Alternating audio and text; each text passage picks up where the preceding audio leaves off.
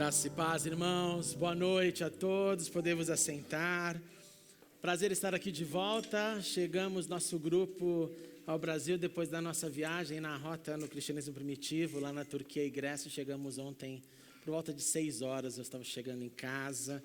Tivemos um tempo muito bom. Muitos de vocês acompanharam pelas redes, mandaram mensagens. Muito obrigado por todo o carinho durante esse tempo. Fora o cansaço, porque são 6 horas de diferença do horário, lá estava um calor danado, para cima dos 30 graus. Chegar aqui com outro clima, com outro horário é bem engraçado, né? Mas daqui a pouco passa, daqui uma semana a vida volta ao normal. Mas feliz de estar aqui novamente com a igreja. Nós estamos numa nova série de mensagens que foi iniciada semana passada, chamada Próximos Semestres e Próximas Batalhas. E a ideia dessa série é literalmente nos preparar para o próximo semestre que já está aí. Nós certamente teremos muitas alegrias no próximo semestre, certamente teremos muitas lutas. A vida é assim, entre lutas e alegrias, entre vitórias, entre derrotas também que às vezes enfrentamos. Mas o mais importante de tudo isso é que Deus sabe de todos os nossos dias.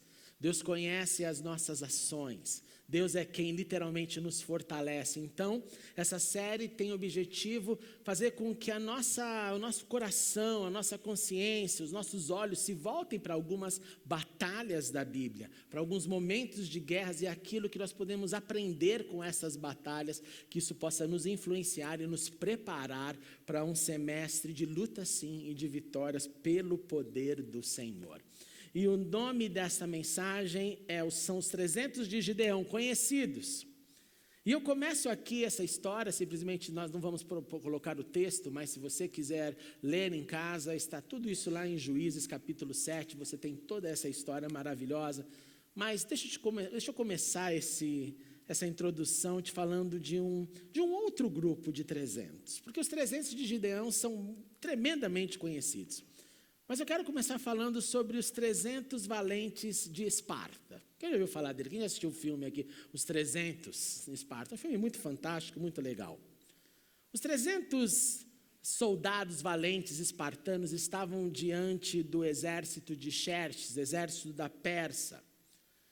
E conta-nos a história, apesar de ter algumas variações em números, que eles estavam diante inicialmente na sua batalha final.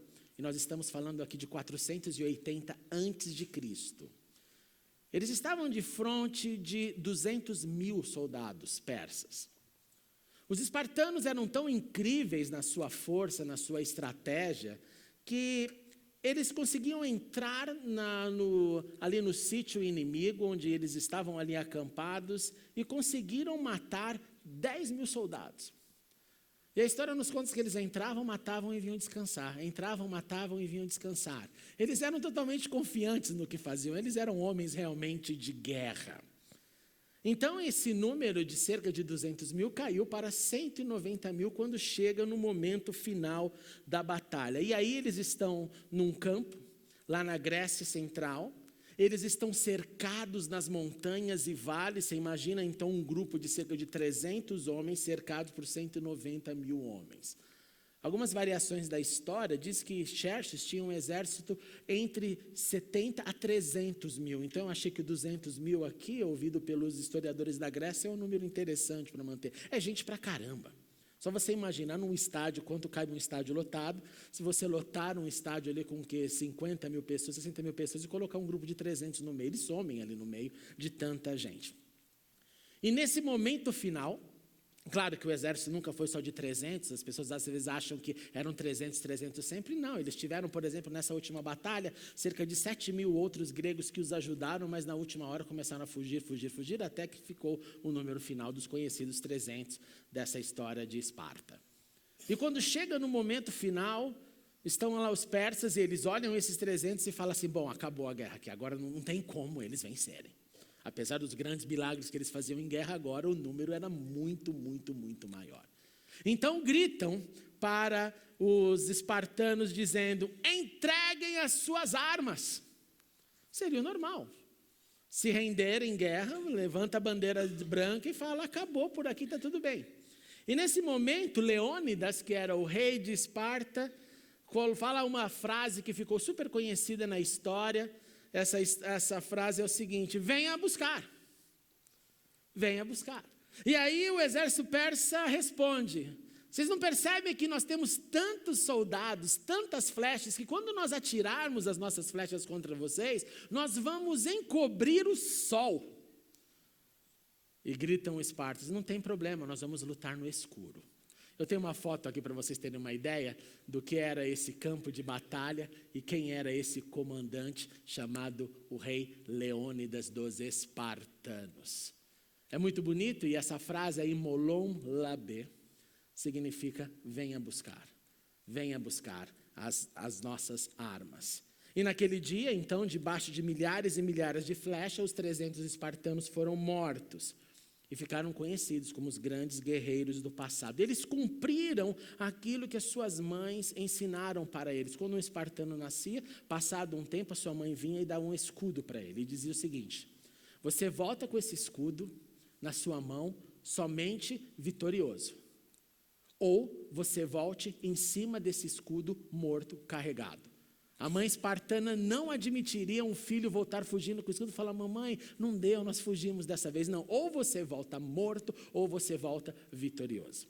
Por isso, quando você ouve, então, essa frase do venha buscar, é melhor ficar aqui, um outro registro da história diz que Leônidas disse assim para o seu exército: fiquem comigo e hoje nós jantaremos no inferno.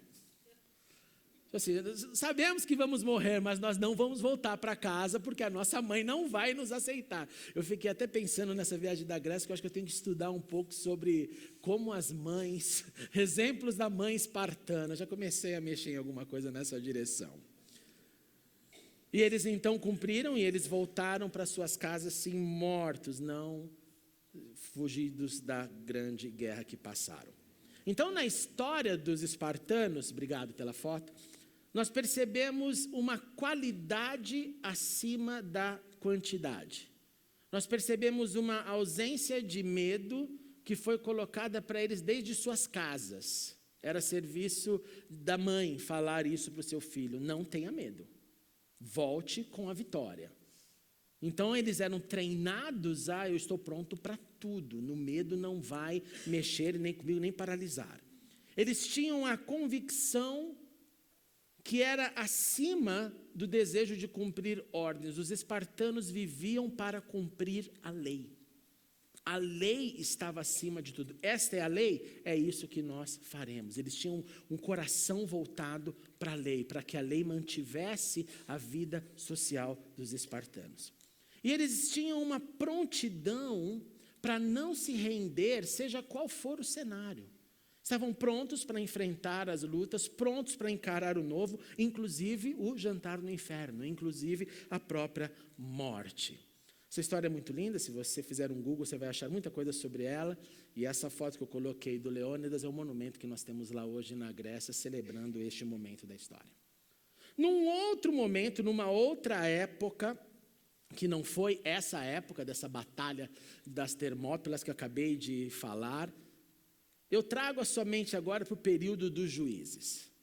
Era um período que não havia rei em Israel e cada um fazia o que lhe parecia certo. O que significa cada um fazer o que parecia certo? Significa quase que um estado de anarquia. Grupo A pensa que é para lá, vai para lá. Grupo B pensa que é para acolá, vai para acolá. E assim fica todo mundo brigando consigo, porque não há uma direção de liderança para um só lugar. Quem eram então os juízes? Os juízes eram homens, eram líderes que foram levantados por Deus para libertar Israel das mãos dos inimigos que estavam ao redor, entrando, saqueando Israel e voltando para os seus territórios.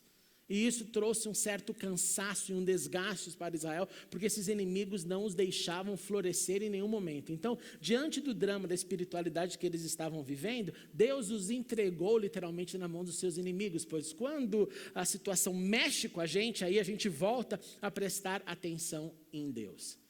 E o juiz que nós vamos estudar hoje é esse chamado Gideão, que significa aquele que derruba, e aquele que derruba o quê? Claro que é aquele que derruba o inimigo, e nós estamos falando não em 480 a.C., como nos espartanos, mas estamos falando em cerca de 1200 a.C. E a missão então desse juiz era liderar, e numa dessas ocasiões, já